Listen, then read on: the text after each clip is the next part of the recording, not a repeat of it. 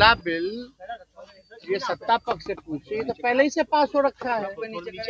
और हम लोगों की ये मांग थी कि ओबीसी जो महिलाएं हैं पुरुषों की जाति जाति हो गया, महिलाओं की जाति जाति नहीं होगी। अंदर जो हिडन एजेंडा जो आरएसएस भाजपा का है वो लोग ला रहे थे। ये बिल तो गिरना तय था। और आप भी जान रही हैं कि भाजपा के लोग इतना बेवकूफ तो है नहीं, वो भी जान रहे थे कि 2/3 मेजोरिटी उनके पास नहीं है, फिर भी लाया गया ताकि ये दिखा सके कि बड़े महिला के हितैषी लोग हैं। कि आरएसएस वाले लोग पैर धुलवाते हैं।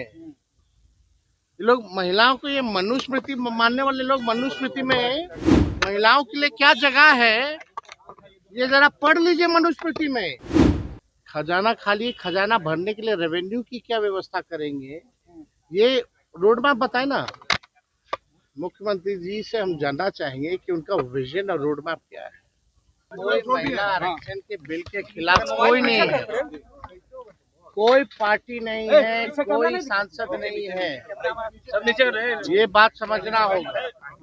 महिला बिल ये सत्ता पक्ष से पूछे, ये तो पहले ही से पास हो रखा है। और हम लोगों की ये मांग थी कि ओबीसी जो महिलाएं हैं पुरुषों की जाति जाति हो गया, महिलाओं की जाति जाति नहीं होगी।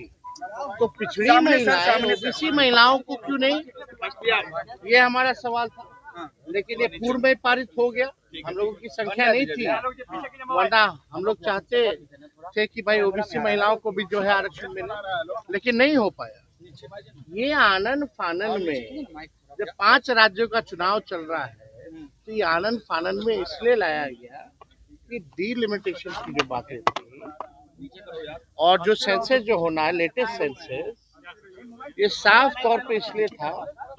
ये लोग जो दे रहे थे 2011 की जनगणना को लेकर के होता, लेकिन हम लोग का है कि भाई जो लेटेस्ट जो 25 की जो जनगणना है उससे होगी तो जाहिर से तौर पे पिछड़ों की, अति पिछड़ों की, दलितों की जो आबादी है वो बढ़ेगी। तो आरक्षण फिर देना होगा इन लोगों को, जाति जनगणना कराना पड़ेगा। इसलिए ये लोग आनंद फानन में महिलाओं का कवच ला करके अंदर जो हिडन एजेंडा जो आरएसएस भाजपा का है वो लोग ला रहे थे। ये बिल तो गिरना तय था। और आप भी जान रही हैं कि भाजपा के लोग इतना बेवकूफ तो है नहीं, वो भी जान रहे थे कि 2/3 मेजोरिटी उनके पास नहीं है, फिर भी लाया गया ताकि ये दिखा सके कि बड़े महिला के हितैषी लोग हैं। कि आरएसएस वाले लोग पैर धुलवाते हैं। ये लोग महिलाओं को, ये मनुस्मृति मानने वाले लोग मनुस्मृति में महिलाओं के लिए क्या जगह है ये जरा पढ़ लीजिए। मनुस्मृति में ये लोग उसी को मानने वाले लोग हैं। इन लोग क्या जानेगा महिलाओं का क्या सम्मान होता है।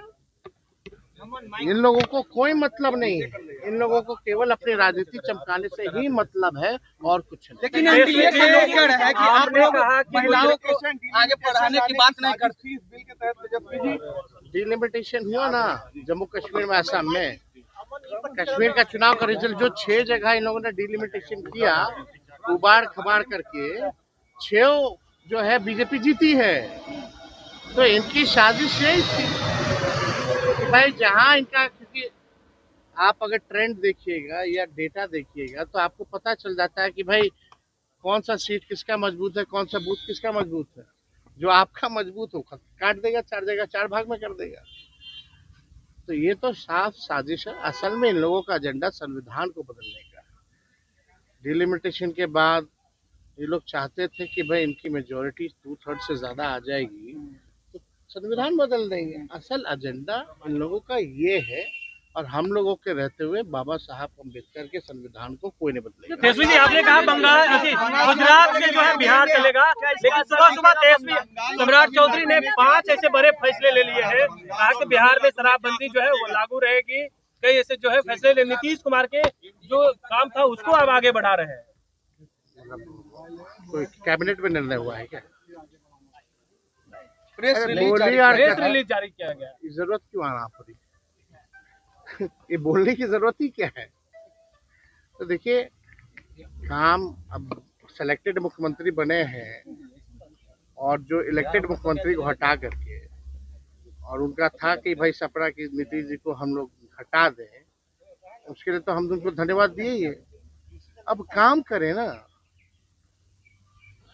काम ज्यादा करें, बात कम करें। बिहार जो नीति आयोग की रिपोर्ट में पिछले 20 सालों से फिसड्डी है, कब आएगा आखिर 5 टॉप राज्यों में बिहार? ये सवाल है हमारा। तो ये इस पे तो काम हो ही नहीं ना। खजाना खाली, खजाना भरने के लिए रेवेन्यू की क्या व्यवस्था करेंगे, ये रोड मैप बताए ना। मुख्यमंत्री जी से हम जानना चाहेंगे कि उनका विजन और रोड मैप क्या है। बिहार को 5 टॉप राज्यों में कैसे लाएंगे? हर जिले में कारखाने देने की बात की गई है, 2 करोड़ नौकरी देने की बात की गई है, 2 लाख रुपए महिलाओं को देने की बात की गई है।